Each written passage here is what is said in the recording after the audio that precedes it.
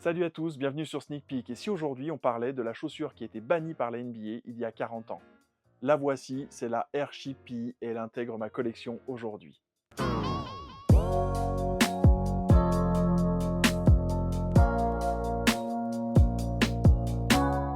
Et oui, c'est bien cette paire qui a été bannie par la NBA à l'époque et non pas la Jordan 1 Bread, qui vient d'ailleurs de ressortir tout récemment, qui a été bannie. En effet, et malgré ce que le marketing de Nike peut dire selon les périodes, Jordan, au début, quand il est arrivé, son contrat a été signé, la chaussure était en cours de conception et de fabrication pour lui, a porté une chaussure en attendant que la Jordan 1 soit disponible aux couleurs des Bulls, avec ce coloris noir et rouge justement qui tranchait avec les règles de la NBA à l'époque.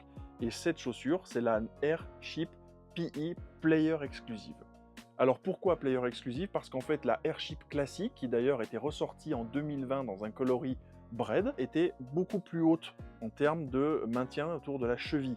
Et Jordan, lui, n'appréciait pas d'avoir cette hauteur, hein. Ça se faisait beaucoup à l'époque dans les années 80, des chaussures très très hautes. On pensait que c'était ce qui allait empêcher d'avoir des entorses de la cheville, alors qu'en fait pas du tout. Et en termes de confort, lui, il voulait quelque chose d'un peu plus bas. Donc c'est pour ça que cette version que vous avez aujourd'hui en face de vous est un peu plus basse. C'est une chaussure qui a une histoire un peu particulière, puisque donc comme je vous le disais, Jordan la porte.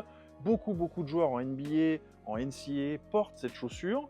Elle est vraiment populaire, assez confortable.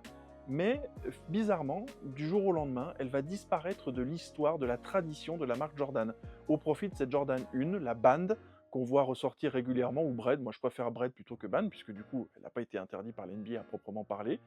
Et c'est vrai que Nike a poursuivi cette légende, a continué à la répandre, mais finalement, et grâce aussi à certains passionnés, je pense notamment à MJO23Dan, qui est un YouTuber depuis de très très nombreuses années, qui était sur les forums depuis la fin des années 90, début des années 2000, qui fait d'excellentes vidéos de comparaison. Je vous invite notamment à visiter sa chaîne si vous en avez l'occasion. Et donc, il avait lancé une pétition pour le retour de cette paire parce qu'il avait envie d'avoir dans sa collection cette Nike Airship. Et on arrive en 2020, pendant une période un peu troublée pour le monde entier, mais Nike avait prévu, pendant cet été 2020, de relancer la Airship en se basant sur les modèles que Jordan avait portés. C'est ce qui a donné lieu à la naissance de ce pack magnifique, mais avec un stock très très limité, avec donc la Airship et puis une Jordan 1 dans des coloris vraiment spéciaux avec une très grande qualité. Dans ma pointure, c'est un pack aujourd'hui qui vaut plus de 1300 €, c'est absolument dingue, vraiment clairement en dehors de mon budget. Mais moi, j'avais vraiment envie d'avoir cette Airship dans ma collection un jour ou l'autre. Et depuis 2020 jusqu'au milieu de l'année 2024, il y a eu très régulièrement des sorties avec des coloris différents. On a cette paire, donc blanche et orange. Elle était sortie aussi en blanc et jaune, un peu Lakers, en blanc et vert si vous êtes fan des Celtics. Donc ça, ce sont des paires qui se retrouvent assez facilement au marché de la revente et dans des budgets qui sont tout à fait acceptables. Et il y a eu aussi beaucoup de collaborations avec Awake, ce célèbre store à New York, avec À ma manière, ce store d'Atlanta qui a fait d'énormes collaborations sur les Jordan 3, 4, 5, 12, et je crois qu'il y en a encore d'autres que j'oublie. Et donc il y en a eu aussi sur la Airship. Et puis plus près de chez nous, on a un store que j'apprécie particulièrement, qui existe depuis quasiment 30 ans maintenant, c'est Opium à Paris. Ils sont tout près de Châtelet, je vous encourage à les visiter si vous êtes sur Paris.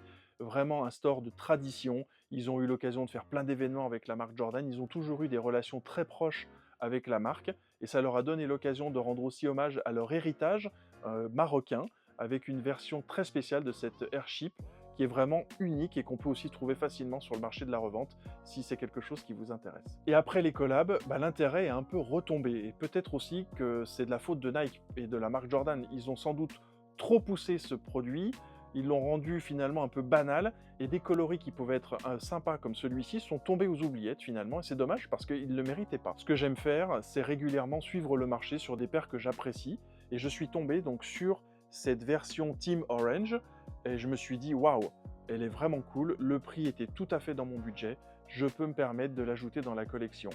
Et pourquoi aussi j'ai apprécié ce côté orange? Bah oui, parce que, vous le voyez, j'ai mon maillot de Jeremy Lin sur le dos, je suis un fan des Knicks, vous le savez pour ceux qui ont déjà vu des vidéos sur cette chaîne.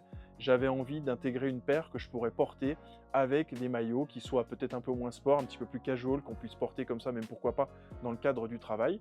Et j'avais aussi envie qu'il y ait une petite touche supplémentaire, une personnalisation, quelque chose que j'avais jamais fait, qui est pas non plus fou, mais c'était le fait de changer les lacets. En effet, la paire est fournie avec une paire de lacets blancs, une paire de lacets orange, qui vont très très bien avec. Mais moi, je voulais avoir ce côté bleu et orange qui va vraiment représenter les Knicks de New York. Je sais pas ce que vous en pensez. Dites-le moi dans les commentaires. Est-ce que vous appréciez ces lacets bleus? Je suis vraiment ravi du rendu que ça a. J'ai trouvé ces lacets sur le site Sweet Laces. C'est un ami qui me l'a recommandé, je le remercie parce qu'il avait déjà changé les lacets sur certaines paires de ses Jordan. Je trouve que le contraste qui est amené par la couleur, qui est vraiment excellente, la qualité qui est très bonne aussi des lacets, fait que c'est un ajout parfait sur une paire comme celle-ci. Vous me connaissez, j'accorde un intérêt tout particulier aux détails, et ce qui va être sympa, c'est de parcourir les détails de cette paire.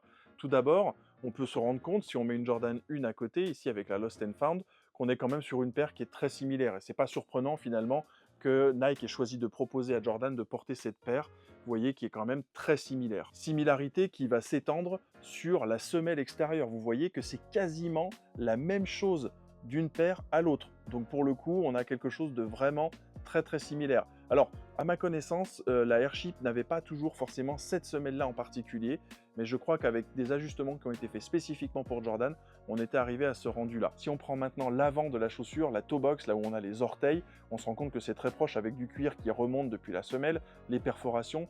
Là aussi, on comprend l'ADN commun de ces deux paires et ça a vraiment du sens qu'ils aient proposé à Jordan de porter la Airship en attendant que la Jordan 1 soit prête.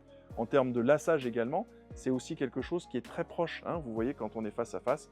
Et puis, le fait qu'on est sur une version exclusive, en tout cas en termes de conception pour Jordan, vous voyez que la hauteur des deux paires est très très proche. Ça avait donc vraiment du sens que Jordan porte la Airship en attendant que la Jordan 1 soit complètement prête pour lui. Ce qui m'a surpris en ouvrant la boîte lorsque j'ai reçu cette paire, c'est la qualité des matériaux qui étaient utilisés. Le cuir est vraiment excellent par rapport à d'autres sorties de Jordan 1 que l'on voit. Je vous parle même pas de mid, hein, mais les versions high ont souvent un cuir qui est moyen. Ici, il est souple, il est épais, il est confortable à porter. Il y a une partie synthétique, c'est le swoosh, faut être très clair. Mais par contre, la partie orange en haut, elle, c'est du vrai cuir. Donc ça aussi, c'est très agréable. Lorsqu'on met la chaussure, on sent la souplesse, on sent le côté très agréable. C'est exactement ce que je veux dans une paire de Jordan, c'est de la qualité. Alors vous allez me dire, oui, c'est pas tout à fait une paire de Jordan, mais en fait, aujourd'hui, la Airship a été intégrée maintenant à la marque Jordan complètement, et donc elle fait partie des sorties de la marque Jordan.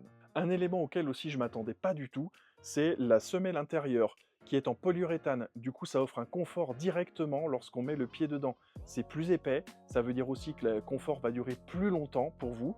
Et franchement, ça, c'est une très très belle surprise. Le liner qui est utilisé, donc la partie supérieure, est très doux. Le pied glisse facilement dans la chaussure.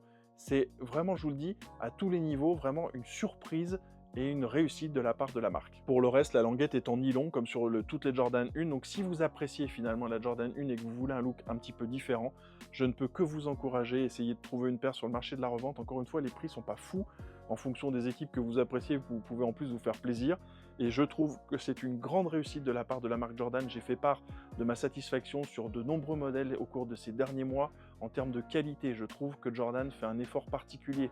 On sait que Nike n'est pas toujours forcément dans sa meilleure période actuellement, mais c'est avec ce genre de produit, lorsqu'on parle de rétro, qu'ils peuvent remonter la pente clairement et conquérir de nouvelles personnes, ou en tout cas, pourquoi pas, faire revenir aussi des gens qui étaient un peu lassés de voir toujours les mêmes paires. Pour moi, cette Airship, c'est l'illustration que Nike peut proposer des modèles rétro de manière un petit peu différente, de manière qualitative également, et je trouve que c'est dommage que les gens soient un peu passés à côté de ces modèles. Je les ai vus pendant longtemps en solde, j'avais hésité à l'époque, et je n'ai aucun regret aujourd'hui d'avoir ce coloris, cette paire en particulier dans ma collection, et de vous la faire découvrir aussi parce que franchement, pour moi, c'est une pépite qui ne demande qu'à être découverte et à être appréciée à sa juste valeur.